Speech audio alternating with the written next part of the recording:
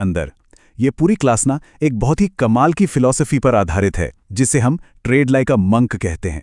आज हम उन्हीं प्राइस एक्शन सीक्रेट्स को डिकोड करेंगे जो एक आम ट्रेडर को एक सक्सेसफुल मंक ट्रेडर बना सकते हैं। बिना किसी देरी के चलिए शुरू करते हैं। Okay, let's dive into this. अगर इस पूरी जर्नी का सबसे बड़ा बेस कुछ है तो वो है इमेंस पेशेंस, यानी असीम धैर्य। इस क्लास में बार बार इस बात पर जोर दिया गया है कि टेक्निकल एनालिसिस या प्राइस एक्शन चाहे कितना भी अच्छा हो, वो तभी काम करता है जब ट्रेडर के अंदर एक मंक जैसा धैर्य हो। सीधी सी बात है, अगर पेशेंस नहीं है ना, तो बैंक अकाउंट कभी ग्रीन नहीं रह सकता, वो हमेशा लाल ही होगा। तो आज के सफर का रोड मैप कुछ ऐसा दिखेगा। हम द डाउ थियरी फाउंडेशन से स्टार्ट करेंगे, उसके बाद सर्वाइविंग कंसोलिडेशन सीखेंगे, फिर रियल और फेक ब्रेकआउट्स को पहचानना, उसके बाद मास्टरिंग रीटेस्ट और आखिर में एडवांस्ड कैंडलस्टिक पैटर्न्स। ये एकदम फाउंडेशनल माइंडसेट से लेकर एडवांस्ड लेवल की टैक्टिकल एग्जीक्यूशन तक का पूरा प्लान है आज। चलिए सबसे पहले बात करते हैं फाउंडेशन की। द डाउ थियरी फाउंडेशन ये मार्केट का असली बेस है। दरअसल ये मार्केट का वो सबसे क्रिटिकल नियम है जो तय करता है कि प्राइसेस एक्चुअली मूव कैसे करते हैं।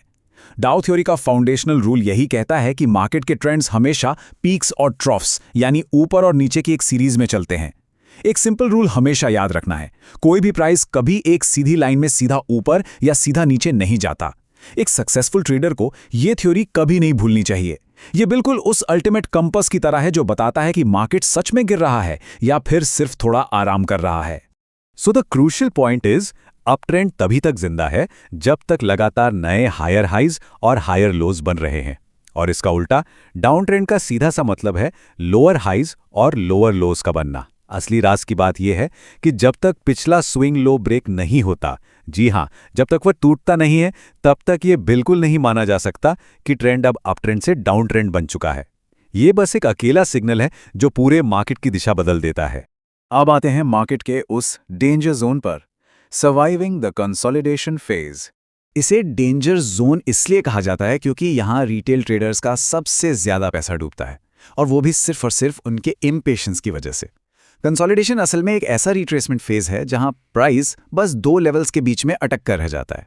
लोग अक्सर इसे सिर्फ एक सिंपल सा फ्लैग पैटर्न मान लेते हैं, लेकिन रियलिटी में ये फ्लैग्स, ट्रायंगल्स या कॉम्प्लेक्स चैनल्स जैसे बहुत अलग अलग आकार ले सकता है। ये सारी कॉम्प्लेक्स शेप्स एक ही चीज का इशारा करते हैं कि मार्केट में बहुत जल्द एक बड़ा डायरेक्शनल मूव आने वाला है।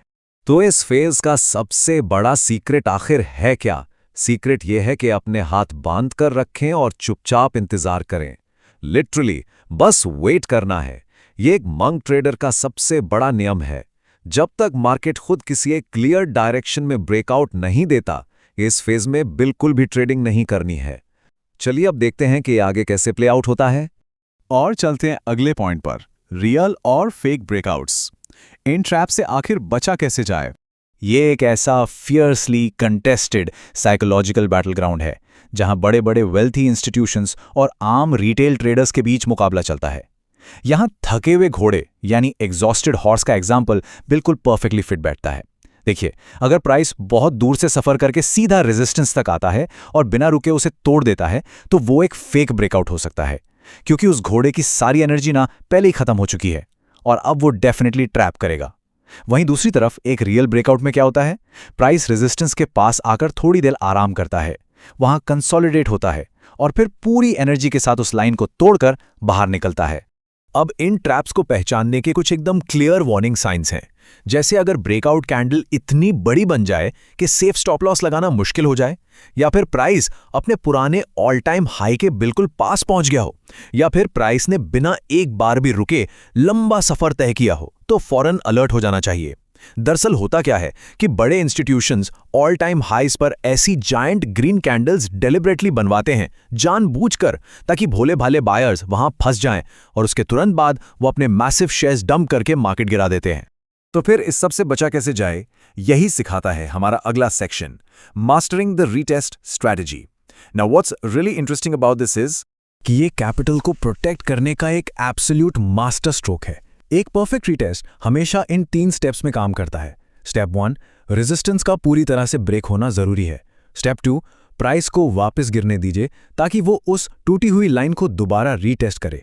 और फाइनली स्टेप 3, जब इस रीटेस्ट के बाद प्रॉपर सिग्नल मिले, सिर्फ तभी सेफ एंट्री ट्रिगर करनी है। अगर इस क्रोनोलॉजिकल फ्लो का एकदम शांति से एक मंक की तरह वेट किया जाए तो किसी भी फेक ब्रेकआउट के ट्रैप को ईजिली अवॉइड किया जा सकता है। इसमें एक और बहुत बड़ा एडवांटेज है जिसे प्रोफाउंडली समझना जरूरी है। एक कमाल का एग्जाम्पल देखते हैं। मान लीजिए कि रेजिस्टेंस 400 पर ब्रेक होता है। जो ब्लाइंड बायर्स होंगे वो तुरंत 400 पर ही मार्केट में कूद पड़ेंगे, लेकिन एक पेशेंट मंक ट्रेडर वो शांति से उस रीटेस्ट का इंतजार करेगा और वही सेम एंट्री एक डिस्काउंट पर यानी लगभग 380 के आसपास लेगा। इस अप्रोच से ना सिर्फ रिस्क आधा रह जाता है, बल्कि रिटर्न ऑन इन्वेस्टमेंट भी कई गुना बेहतर निकल कर आता है। और अब हम आ गए हैं हमारे आखिरी टेक्निकल पड़ाव पर, एडवांस्ड कैंडलस्टिक पैटर्न्स यानी एडवांस्ड चार्ट सिग्नल्स की दुनिया में। ये एसेंशियली चार्ट पर बनने वाले कुछ स्पेसिफिक विजुअल क्यूज हैं, पर एक बात का ध्यान हमेशा रखना चाहिए। हालांकि ये पैटर्न्स बहुत पावरफुल होते हैं, फिर भी ये टोटल प्राइस एक्शन की नॉलेज का बस एक छोटा सा हिस्सा है। जैसे 3 ब्लैक रोज और 3 व्हाइट सोल्जर्स पैटर्न को ही ले लीजिए। अगर चार्ट पर लगातार 3 बड़ी रेड कैंडल्स या फिर 3 बड़ी ग्रीन कैंडल्स एक साथ बनती हैं और उनका साइज लगभग एक जैसा हो, तो ये एक मेजर ट्रेंड शिफ्ट का बहुत बहुत बड़ा सिग्नल होता है। ये लिटरली इस बात का प्रूफ है कि मार्केट का पूरा मोमेंटम अब शिफ्ट हो चुका है। पर वही बात है, यहाँ एक बड़ा सवाल पैदा होता है, क्या चार्ट पर लगातार 3 ऐसी मैसिव कैंडल्स देखते ही तुरंत ट्रेड ले लेना चाहिए? क्या सच में वही एग्जैक्ट राइट मोमेंट होता है एंट्री का? इसका फाइनल और सबसे सटीक जवाब यह है कि बिल्कुल नहीं। तुरंत एंट्री लेने से अक्सर नुकसान होता है। असली सीक्रेट यह है कि अपनी कैपिटल को बचाने के लिए उस पैटर्न की बीच वाली यानी जो मिडिल कैंडल है उसके जोन में प्राइस के वापस आने का, उसके रीटेस्ट का वेट करना चाहिए। प्राइस लगभग हमेशा इस मिडिल कैंडल के एरिया में एक बार रिट्रेस जरूर करता है, और एक्चुअली में यही वो एकमात्र ऐसी सेफ जगह है जहां ट्रेड पूरे कॉन्फिडेंस के साथ एग्जीक्यूट किया जाना चाहिए। एंड दिस ब्रिलियंटली इलस्ट्रेट्स कि ये सारी मेहनत सिर्फ चार्ट्स पर नहीं हो रही है, इसके पीछे एक बहुत बड़ा एडमिनिस्ट्रेटिव एफर्ट भी चल रहा है। गुरुकुल अपडेट्स के अनुसार लगभग 5 से 10 हज़ार स्टूडेंट्स के लिए एक बिल्कुल कस्टम वन-ऑन-वन ऐप डेवलप किया जा रहा है। ऐसा इसलिए ताकि उन बड़े कमर्शियल सॉफ्टवेयर्स की फीस, जो कि साल का करीब 50 लाख रुपए तक होती है, उससे बचा जा सके। इससे लोगों को बहुत अफोर्डेबल एक्सेस मिलेगा। और हाँ, टेलीग्राम और डीमैट अकाउंट के एक्टिव लिंक्स वगैरह भी अब सेट कर दिए गए हैं। पर्दे के पीछे का ये एफर्ट सच में माइंड ब्लोइंग है। तो अंत में सब कुछ समेटते हुए एक बड़ा सवाल छोड़े जाते हैं, will the discipline of a monk be the tool that turns the portfolio green? क्या एक भिक्षु जैसा अटूट धैर्य ही वो आखिरी राज है जो किसी भी ट्रेडर के लाल पोर्टफोलियो को हरे रंग से भर सकता है? आज जो कुछ भी इन स्लाइड्स के जरिए यहाँ डिकोड हुआ है वो मार्केट के टोटल ज्ञान का बस 15% हिस्सा है।